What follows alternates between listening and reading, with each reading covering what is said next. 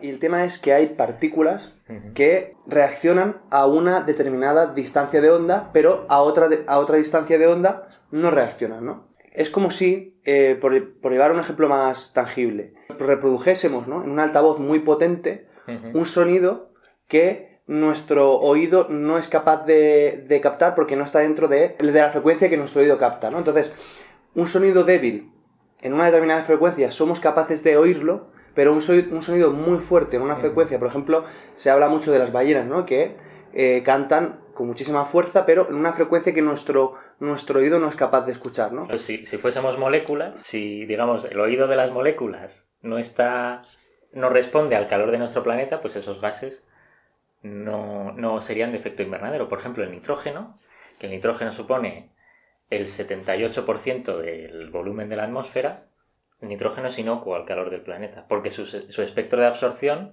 no coincide con el calor que está emitiendo nuestro planeta. Por poner un ejemplo más concreto también relacionado con el sonido, es muy típico estas imágenes, ¿no?, estos vídeos de gente rompiendo copas con la voz.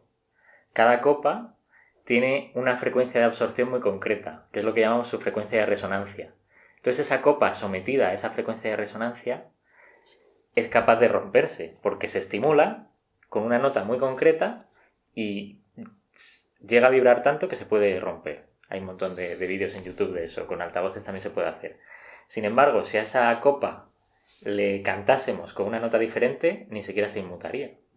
Y si tuviésemos muchas copas de diferentes tamaños, pondríamos una nota y se vibrarían algunas y otras no. Algunas se rompería y otras ni siquiera vibrarían. Entonces, importa mucho más la frecuencia que la fuerza, o la amplitud, Sí, diríamos, ¿no? Sí. Entonces hay gases que casualmente absorben radiación en las frecuencias que con más intensidad emite nuestro planeta. Y ahí es donde está el CO2, por ejemplo. Que el CO2 absorbe una longitud de onda de entre 15 y 25 micras, y esas longitudes de onda son las que con más intensidad emite el calor de nuestro planeta. Digamos que serían el equivalente a un cuerpo con una temperatura de 15 grados.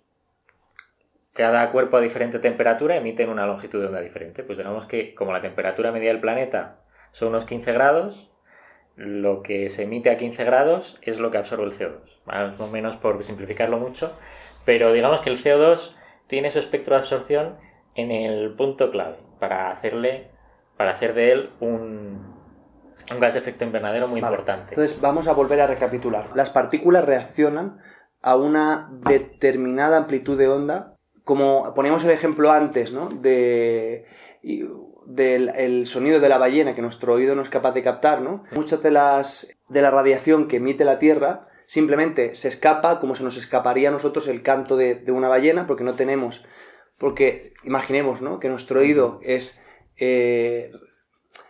como esas partículas que reaccionan o no reaccionan a los sonidos. Entonces gran parte de esa radiación se va, ¿no? Como el sonido que no seríamos capaces de captar. El vapor de agua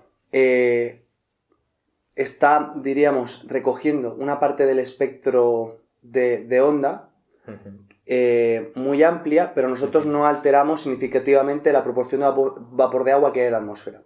Pero sí podemos alterar la proporción de CO2 y de metano, que precisamente absorben la radiación el espectro de onda que no absorbe el vapor de agua, ¿no? Claro. Cuéntanos esto. Digamos que el vapor de agua, volviendo a los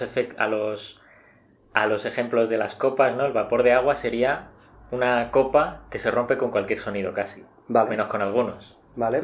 Y el CO2 sería una copa que se rompe con un sonido con el que el agua no.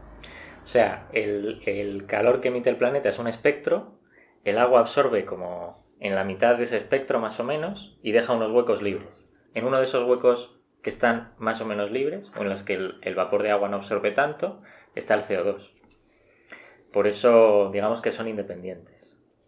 Y de hecho los gases de efecto invernadero que más importancia tienen son aquellos que absorben en los huecos que va dejando el agua en el espectro. Ahí está también el metano, que el metano absorbe también en uno de esos huecos. El metano tiene una capacidad muchísimo mayor, ¿no? De absorber radiación. No tiene una capacidad muchísimo mayor. Ahí está la... Normalmente en los titulares, ¿no? Se dice el metano, que tiene una concentración muchísimo menor al CO2, cientos de veces menor.